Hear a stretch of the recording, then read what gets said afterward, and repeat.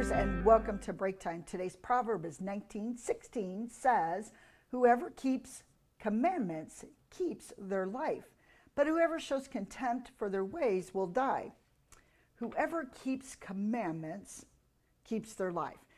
You know, the Lord has, the commandments there are not given there as a finger pointing at you and, you know, beating at the desk saying, this is what you must do.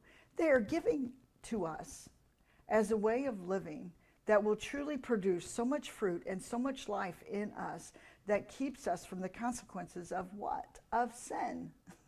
And so the Lord loves us so much that he has given us some ways to live by that help produce health and strength in this life and help us prepare for the next life. And so oftentimes, the rebellious, on the other hand, according to the scripture, will surely die.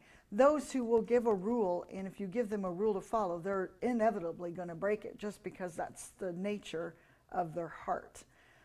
I used to be one of those people that if you told me to do something, I would question, ask why. Well, that's not the issue, but my heart was in a place where it was rebellious. People who show contempt live in the spirit of rebellion. They choose not to obey commands, not necessarily because they don't think they're good for them. It's simply because they're not going to obey.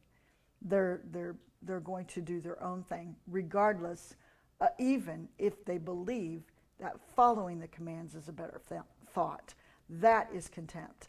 That is a heart issue, and that heart will eventually become so hard and separated from God that it surely will die. That's what Solomon is suggesting in this. Not suggesting, that's the truth of this passage. And so the question becomes, what do you do with the rules that have been placed before you? How do you respond to the rules that your employer has given you? Those over you have given you?